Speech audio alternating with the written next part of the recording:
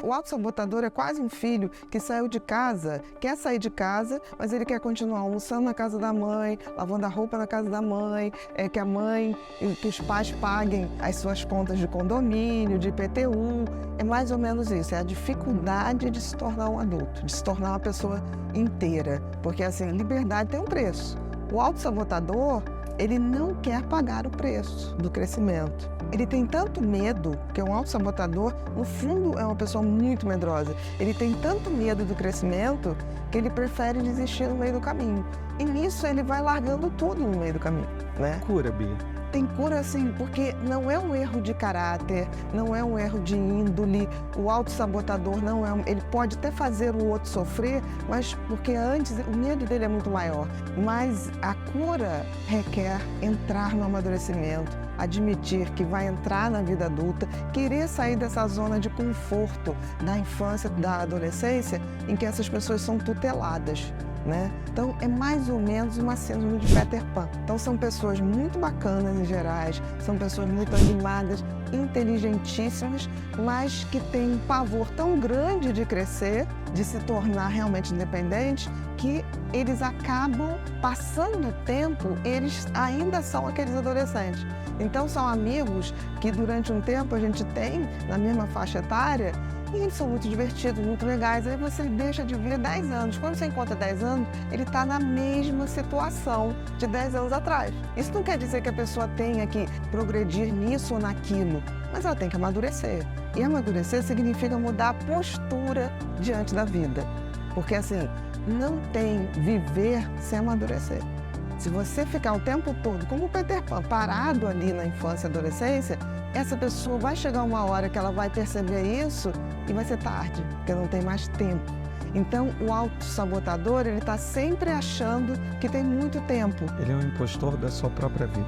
Na realidade, ele se sente um impostor, porque ele tem medo que as pessoas descubram que ele não é tão bacana quanto ele tenta se apresentar. Mas, na realidade, as pessoas descobrem porque não há uma evolução no crescimento dele. Eu não estou falando do crescimento material, eu estou falando do crescimento de postura diante a vida.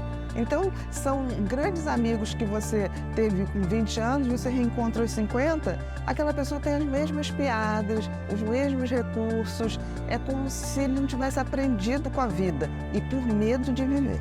Dentro da literatura, da psiquiatria, do DSM-5, nós podemos colocar a palavra autossabotagem muito ligada ao transtorno de personalidade dependente. Aquela pessoa que está sempre dependente do outro, a insegurança, o medo, uma característica de muita vulnerabilidade. Sim, aí que mostra que, no fundo, a grande ferida do autossabotador é o medo da vida. Então, essas pessoas, em gerais, se atraem ou buscam parceiros e parcerias, tanto profissionais quanto afetivas, principalmente afetivas, de alguém que assuma as responsabilidades por ele.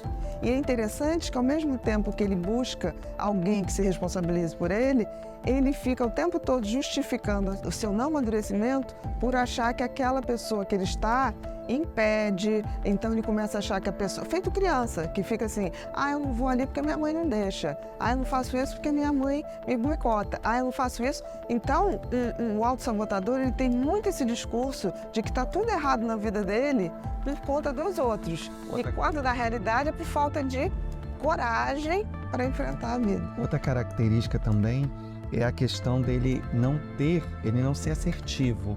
Eu acho que a terapia, nesse ponto, pode auxiliar, ajudar um pouco nesse trabalho de assertividade, porque o autossabotador ou essa personalidade dependente, ele tem uma dificuldade muito grande de dizer não para o outro, porque ele é muito seguro, ele tem medo de perder. Não, ele quer agradar. Ele quer agradar. E aí ele vai tentando agradar e é impossível, porque amadurecer é chegar e dizer não posso, não consigo. A sinceridade e aceitar que a gente tem limitações.